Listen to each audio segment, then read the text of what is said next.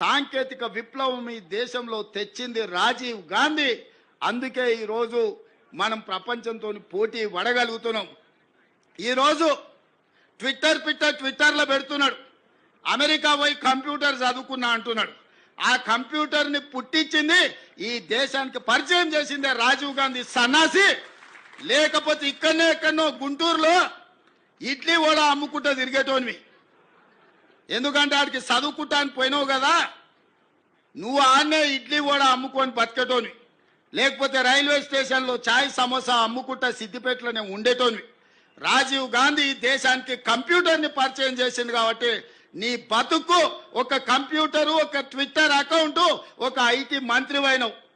లేకపోతే ఐటీ శాఖనే ఉండేది కాదు. రాజీవ్ గాంధీ గారు ఐటీ రంగాన్ని ఈ దేశానికి పరిచయం చేసిండు కాబట్టి ఆ సన్నాసి ఐటీ శాఖకు మంత్రి అయిండు. లేకపోతే ఆ దిక్కుమాలలోని బాధనే మనకు ఉండేది కాదు.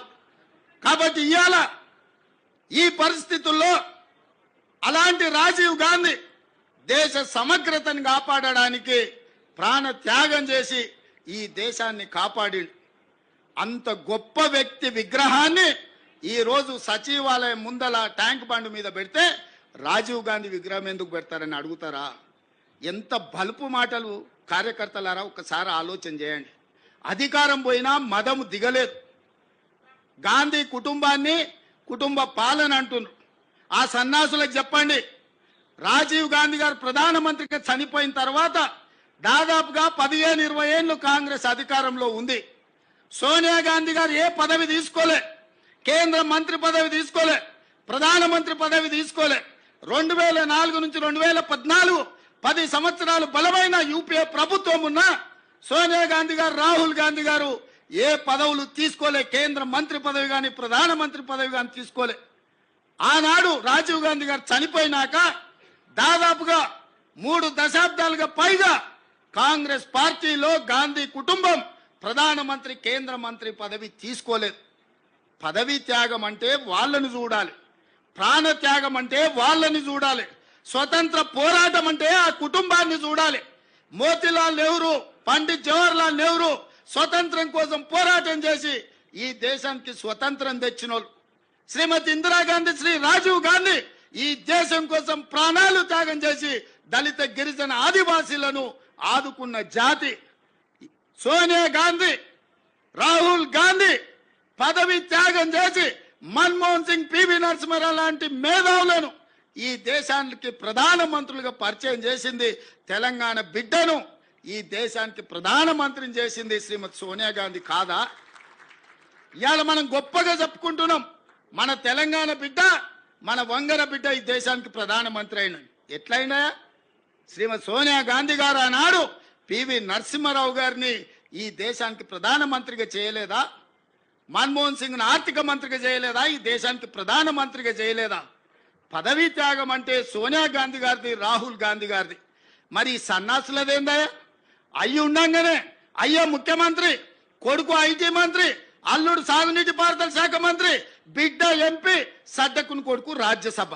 దుర్మార్గులారా, రాష్ట్రాన్ని దోసుక తిని పదవులని పంచుకొని వందలాది ఎకరాల ఫామ్ హౌసులు కట్టుకొని మీరు గాంధీ కుటుంబం గురించి మాట్లాడతారా? గాడిదకి ఏం తెలుసు గంధం చెక్క వాసన అని పెద్దోళ్ళు ఎప్పుడో చెప్పారు.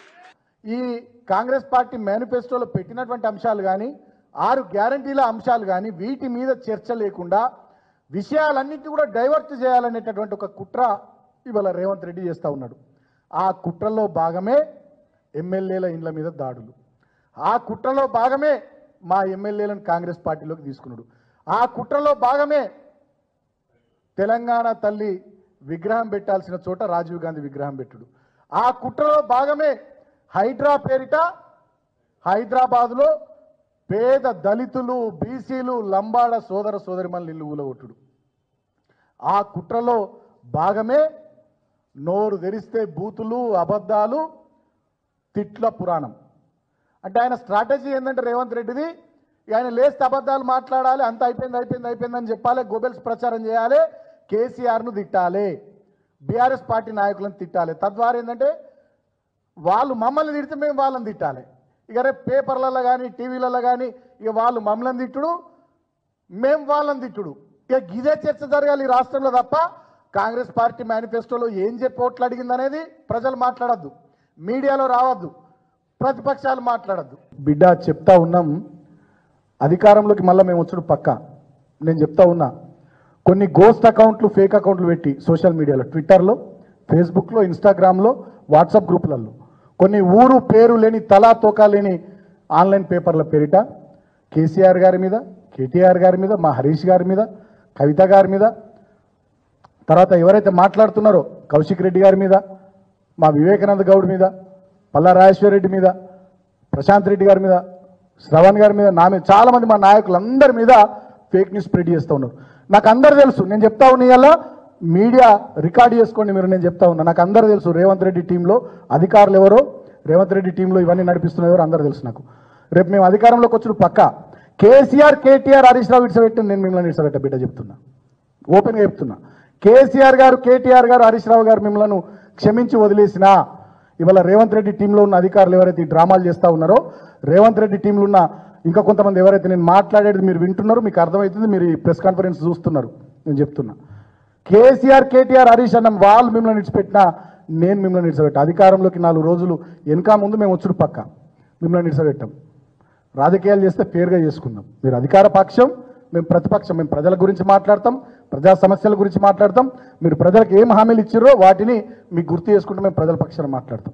మీరు చేతనైతే పని చేయండి, శాతకాకపోతే గమ్మునుండండి తప్ప వ్యక్తిత్వాన్ని దెబ్బతీసే విధంగా మా నాయకత్వం మీద, మా వాళ్ళ మీద బురద జల్లేటటువంటి ఫేక్ న్యూస్లు, డ్రామాలు చేస్తే 1000% మీరు ఎవడెవడు పెడుతున్నా అని తెలుసు. మీ గొట్టపు ఛానళ్ళు, మీ గొట్టపు కథలు, మీ గొట్టంగాళ్ళు అందరూ తెలుసు. ఎవరిని వదిలిపెట్టాం, మిత్తి కాదు, దానికన్నా ఎక్కువ ఇస్తాం.